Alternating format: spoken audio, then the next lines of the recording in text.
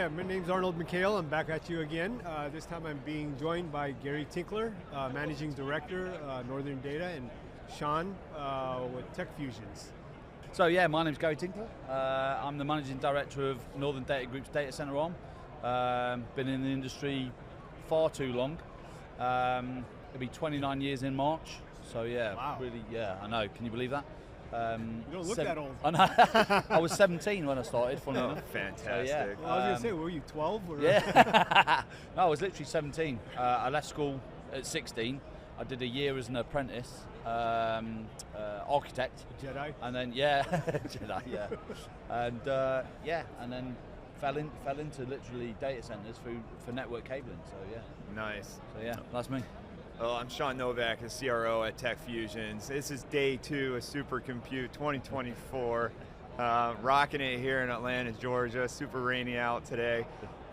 I'm joined by probably 2 of the smartest people in the industry, and I just want to cheers. Where are they at? We Cheers. just Cheers, Cheers, mate. grabbed our Bud Lights just for this talk here. But like what we've been doing for the last couple days here is talking about technology and like where things are heading. Yeah. Right. Northern Data Group is doing some pretty rapid stuff out there, and I'm curious, like what are your challenges? Like what are you facing right now? Is it trying to find where to put this stuff? Is it trying to finance where this stuff is going? Like what are your biggest All challenges? of the above. All the above. All of the above. That's great. Literally all of the above. Yeah. Yeah. No. Great question. I think. Yeah, it is all of the above. The first thing is finding the land that has the power. That is the biggest thing right now. Power is so scarce. You know, I was speaking to a couple of the data center guys through Europe recently, and there's pockets of 3 megawatts, you know, maybe 3.5, but some of the applications that we're asking to be deployed are in the 17 to 20 megawatts, and you cannot find that for love nor money. And how fast do those need to be deployed? Oh, like tomorrow. So yeah, I mean, no. In all seriousness, within 6 months. Yeah. They're asking it for so quick. And to your other point, that is the other biggest part is having the supply chain in place to get that type of deployment delivered. But again, it's not just that as well. You know, delivering a standard sort of data center setup. Even with sort of high performance compute cooling of 50, 60 kilowatts a rack, that's not too bad to even get done. But these guys are all asking for GB200 now. Yeah. You know, it comes out in sort of January, February, and they want it live straight away. But with no POC, you don't even know how it's working yet. Exactly. Like, there's no lab that you're testing this out. The only people that have deployed it is NVIDIA. Yeah. It's like, great, okay, well, give us the data, and we'll figure it out. What worked for you and what didn't work for you. So when I do go mass deployment on these, I'm not starting at the very beginning of what you already knew didn't work. Exactly. Yeah. You know, so yeah, all of the above challenges, you know, space, power, technology, supply chain, funding, as you mentioned, you know, it's not easy having them amount of funds because the technology that we're deploying now requires sort of like 4-fold the amount of money that we used to have for a traditional 10 kilowatt rack deployment. That's right. Yeah, and that was one of our conversations we had on the last podcast with Scott. You know, the cost to deploy is one thing. The GPUs, I mean, the companies like yourselves are just spending billions of dollars. Oh, absolutely, yeah. You know, buying the GPUs, so to go deploy the GPUs, you got to find it. You got to find where to put it. There's infrastructure costs that you're putting in place. Yes. You know, I was talking with another client, and they got to the point where they secured 100 megawatts finally, and they figured out how to do it in a timely manner. Yeah. But then, and they did some unique financing options with the GPU providers, like I think everybody's doing. Yeah. And then it came down to the cabling, and it was $100 million for cabling. Just for the cabling. Wow. How do you get that financed? Yeah. So you can't finance that. No. It's just on cost. No. So they had to bail on the entire project because they could not find the $100 million to do the cabling. Yeah. Wow. So that's how tight this market is right now. And I think the other piece that I see is you know, one of the problems that are happening in the industry is everyone needs it yesterday, but they're waiting for their end user to sign with them before they can secure a deal with someone like Techfusions. Absolutely. And so you're hanging on, you're hanging on, and then they're like, now we got the deal, we need it yesterday. Yeah, that's exactly how it is. Now miracles have to happen, so that way they hit their timeline of that signed contract they have with their end user. That's it. No, that's exactly how it is, Shawn, 100%. I say I've had multiple conversations today with a number of European facilities, and they're like, when can you sign a deal? We might be able to have it by end of 26, beginning of 27.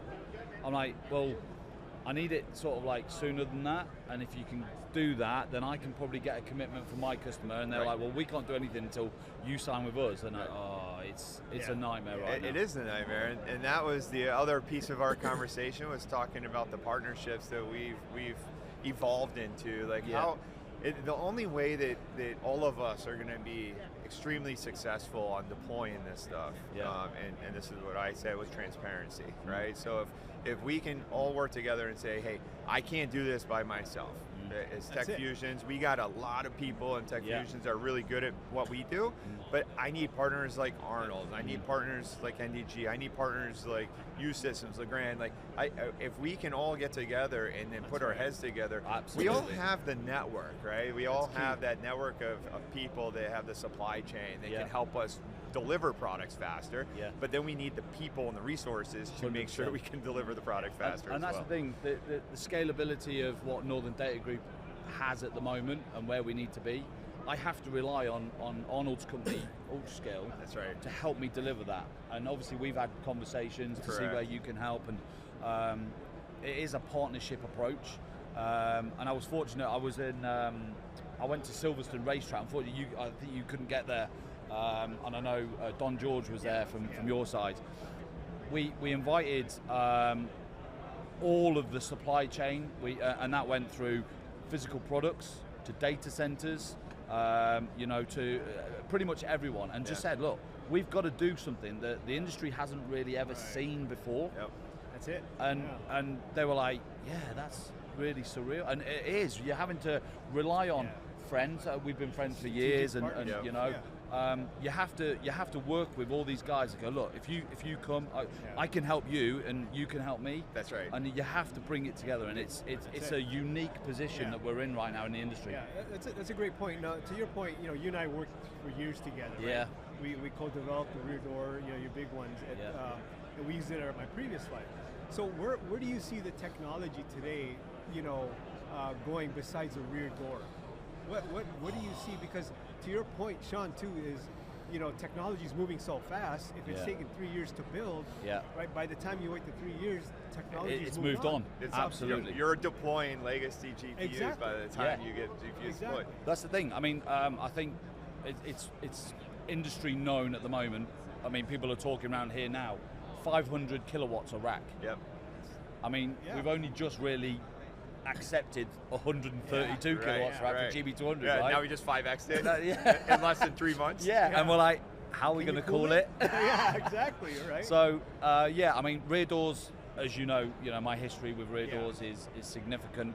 They were always the way to enhance the data center delivery right now. And data centers, are only just starting to make that transition to rear doors.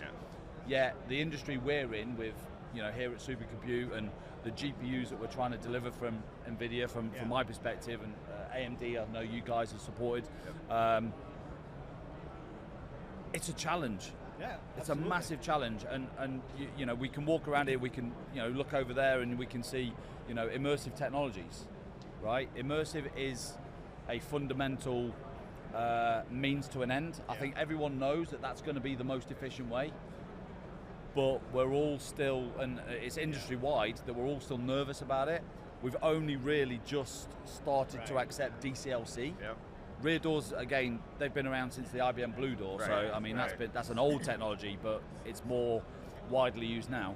DCLC's just been accepted, but we all know that immersive is probably the way. The problem we see with that now is the fluid. It's obviously I know you're working on a very good fluid at the moment, but You know, the fluid that we see right now is too unsustainable and inefficient. Absolutely. You know, it doesn't degrade for 20 odd years. Unproven. Yes. You know, flash points, they're like, you know, they say, oh, it's 200, 250, you know, 300 degrees Celsius for flash points. I know yours is in excess of 300. 400. Yeah. These things need to be proven, and even people like NVIDIA, they say, oh, we're not working on it. Well, I'm sure they are, but it's behind closed doors. But are they really using the most efficient technologies right now? Probably not. That brings up another good point. So like if it's behind closed doors, and we got a lot of very smart individuals on the mechanical side, owning different organizations, right? Trying to deliver products for the future without knowing what the future looks like. Is that a problem? Like, should there be, it's like open source compute, right? Should there be open source on the mechanical systems for the future?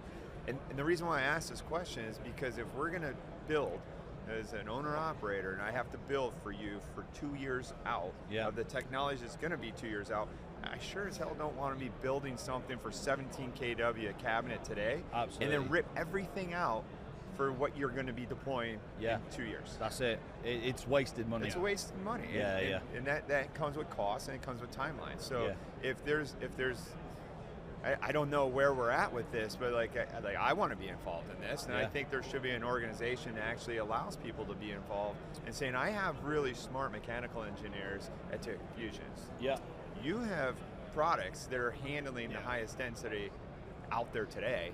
So if there's some kind of entity where we all can get together, these engineers are working with those engineers, and we deliver a product, or is it competition and saying like, I want to keep this really close? I think that's I'll give you an example. So I was fortunate, I had a conversation with the X team yesterday.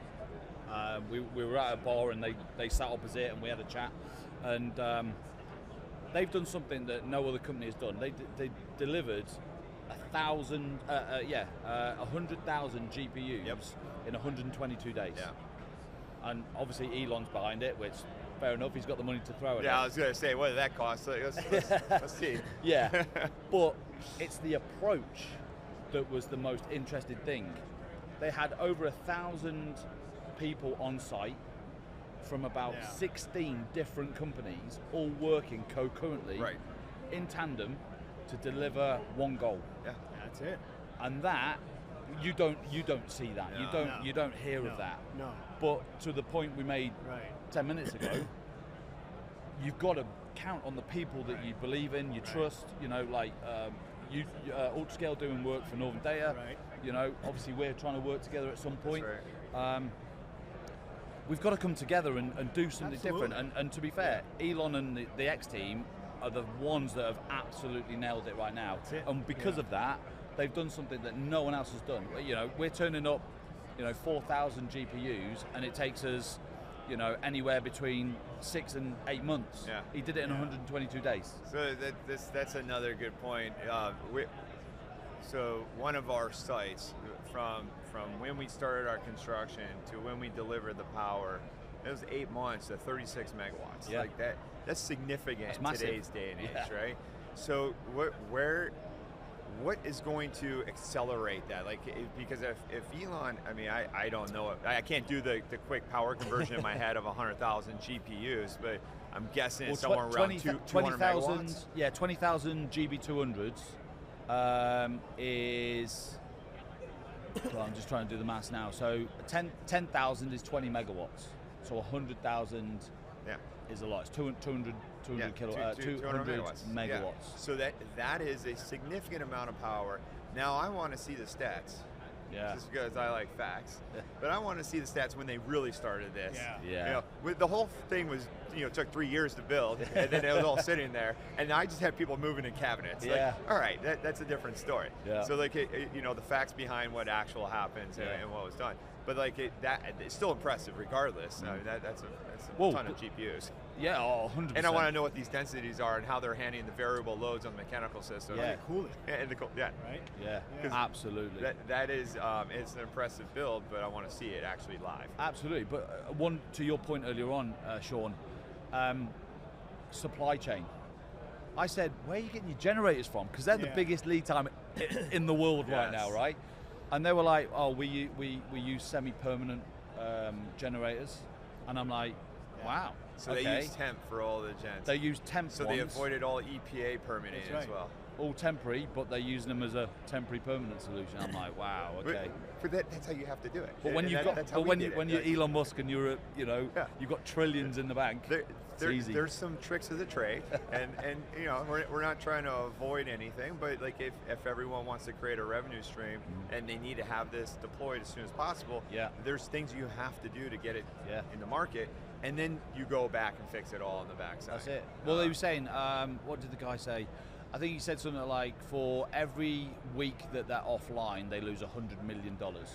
But it costs them $400 million a year to make this a reality by using the generators and the diesel fuel. That is an impressive stat. Yeah. Unreal. So I ran some models myself, and for 10,000 GPUs, that's small compared to what we're talking about. It was right around $700 million for 2 years, right? That's how much revenue you lose when you take 2 years to build a data center. Yeah. We're building data centers in 3 to 6 months. Yeah. So that's about $500 million revenue you gain back by going quick deployment. Yeah. Does that mean that you have SLAs in place? Probably not, right? No. Because you're delivering energized capacity that can cool it much faster than having a full out, built out tier 3 and +1 concurrent maintainable, whatever you want to call it, solution. But you're generating revenue right now. Yeah. You're also hitting the timelines of your end users, your clients that are signing these agreements with you saying, I need this capacity done yesterday. Yeah, it's bonkers, absolutely bonkers. So yeah, interesting times. This is interesting times, and we started the last podcast off of like how the industry's grown. You know, from where we started off in the industry to where we're at today. Yeah. What do you see the future now? Like where are we headed? Well, the moon. The moon. Yeah. We do have to get Chris a Lone Star in here at some point, because that is, when's the launch? February 27th?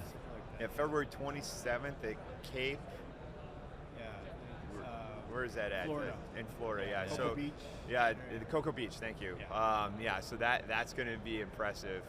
We all have front row seats to this. Put a data center on the moon. I mean, we can't find data center capacity in the Earth. Let's just go to different planets now. Absolutely. That's impressive. So I'm excited for that. I do think you're onto something with that as well. Like the future of our data centers is, innovation is number one. Oh, right? we have to. We have got to be innovative. I've seen too many data center operators still working on designs we did 20 years ago.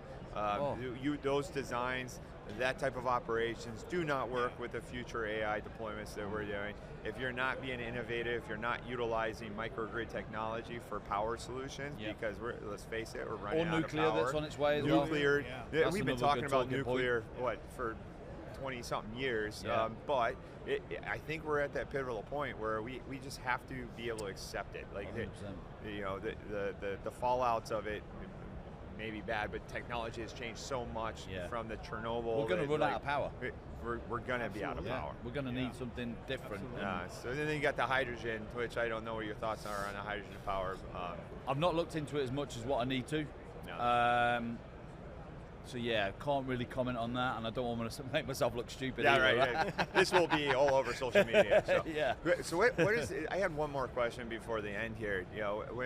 When you come to events like this, and this is probably this is my first time at Supercompute, by the way, and I don't know why I haven't been here in previous lives. This is amazing. There's a lot of innovation that's being had here. There's a lot of AI organizations that are looking for, I need capacity, but I need it 3 days ago, like all those kind of conversations. There's companies like UDI and like you guys are developing products and doing fit-out work for all these different organizations like Northern Data Group. If there was an event that you wanted to see, what event is that? Like, if you were to go to an event and just listen to people talk about innovation, or would you want to see an event at a live data center that shows live GPUs running with live products that are running in those facilities? Do you know what? It's funny you should say that, because that's something I'm trying to look to implement at Northern Data.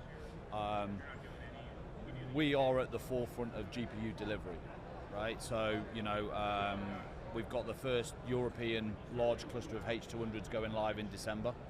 And yet, I'm trying to find a facility that I can utilize to deliver GB200, but we need it to be a showcase. Yeah. We want people Innovation to be able to, center type, right? that we want people to come and see it. Like you say, it'll be live, it'll be revenue generating for our business, because that's number one. But second, we want to be able to invite some of these people all around here, you guys, come and see it in action, but then also look at how we've done what we need to, because it's all well and good me and the team working on the delivery the way we see it, but you've got just as much as experience as you, Arnold, and there's lots of other people around here that might go, well, what about if you tweaked it like this? That's the 100%. That's the bit. You got to. And you get other. So like, and here's my thought here, and I'd be happy to build you your innovation center at any one of our data centers. Thank you, man. But we do have like some thought process that Simon and I were talking about, where we host something at one of our facilities, but we have the AMDs, the Cerebras, the NVIDIAs, and we bring them all in. They give us the GPUs. We utilize different technologies, so you can see different types of cooling platforms, and it's all within a facility that is a live infrastructure. So you can walk through, and people can pick out, hey, this is going to break, or this one's really good. Hey, who's the maker of this? I want to go talk to them because I need this at one of our facilities too. Agreed. I think from like, there's so many shows that are out there today, and you can sit in all the panel sessions. I can't. You can see me bouncing in my chair as it is. Like to sit still, it's one of those is really hard. But like to go into like a data center to see things that are live in action, especially when we're talking about these densities that we're talking about. And I'll tell you that from what I'm hearing, there's a lot of facilities out there that can't handle this type of load that are deploying these. 100%. Bad things are happening, right? So like you need to see it in action with real products. And operators that actually can do what they say they can do. Otherwise, you're losing billions of dollars in investment in your GPUs. Absolutely. It's funny you bring that up, because this is something I've been talking to you about, right? We're building an innovation center to do exactly that. And what we're doing is we're providing the cooling infrastructure and make it agnostic to any server, right? Doesn't matter. And we just invite. We don't have to invite everybody. We invite specific, big players to see. This is what it looks like with your infrastructure, right? What do you think? Give us your input, right? That's right. And not just, to your point, invite 50 others, right? That see this and see how it performs. And then turn them loose on it. Right. We're not going to mandate. You guys want to go ahead, go beat it up. And how cool would that be? Like to go walk into a data center, and I want this to be an innovation data center. Like whether it's 10 megawatts or 50 megawatts, doesn't matter. But it's all different product solutions that you can walk through. They're constantly being updated, and I'm not paying for the updates, right? It's the GPU providers, or it's the mechanical solutions, it's the power systems, it's the turbines that are powering this. So like this is something that's when I talked about this before about a joint effort on how to fix some of the behind the scenes stuff. Well, this is it, because now you're walking through a site, and every AI customer, every mechanical vendor, every electrical vendor, and every one of us are going through this site, going like, oh, I really like this. This product is going to fix. Absolutely. You're not. And here it's great because they have all these solutions, but it's not live load. Like you're not really seeing how it really works. 100%. You go see a liquid cooling cabinet and it starts spraying water the second you hit a disconnect, and you're like, all right, well. Let's show that in a live environment. See all the alarms go off. But I think you're right. The industry has to change. Because technology's changing, and we've got to do different things. We've got to bring our partners all together and help deliver a go-to-market strategy that allows us to keep up with the demand. And again, I think, to that point, I think the biggest difference is when I started my previous company 12 years ago, right? I was introducing liquid water cool to the data center. so much shit for that, right? I was like, there's no way you're gonna put water in my hundreds of millions of dollar computer. Well, candidly, it was in the ocean. It's like salt and electronics. But look at it now. Is my point is we've got technology that's out there. They have no choice. Yeah. Yeah. They have to adapt. That's to it, or they're going to get right. left out. Yeah. Right? Absolutely. So it's much different now. Yeah, it is. That's a fair point. I mean, again, going back to the innovation, like we just can't keep doing the things we've done in the past, and we have to adopt. I remember that when, I think he was here. It was a 3M solution at Cargill. So that was the first immersed cooling I've seen in my career. And going in there, he's like, go ahead, stick your hand in. And I was like, what? Electricity? Yeah. Hand, water. I've been taught a lot of things. I might not be the brightest, but this seems like a trap. This seems like a trap. I'll take it a bit further now. We were at Cargill's facility, and it's biodegradable. So their VP over there and I did a shot of the fluid. Yeah, the fluid. I'm still here. So. No kidding. Well, they didn't tell me to drink it. Now that maybe I would have done that. But drink it, so I go, okay, I'll drink it. No, but that was ahead of its time, I think. And but I think now with evolution, we're there. Like that was like 15 something years ago that I saw that, right? Yeah. So now we're getting to the densities that you just cannot push that much air. There's not enough CFM. No. These chips are so tiny on these cards, and they're so hot. And I know they have hybrid solutions with cold plate and some air, and those are having some issues still. I don't think we perfected it. But if, again, going back to this innovation, if we all tried this together, maybe we find that maybe one we solution, can figure it out. Absolutely. But then you just lost your competitive advantage, and everyone else is going to do it. So maybe that's why they don't want anyone to figure it out. Absolutely. No, this has been phenomenal. So again, I want to thank you for joining. Thank you for joining. You guys are awesome. U-Systems are grand. Thank you so much for having us on. Absolutely, it's been awesome. Thanks, guys. No, great.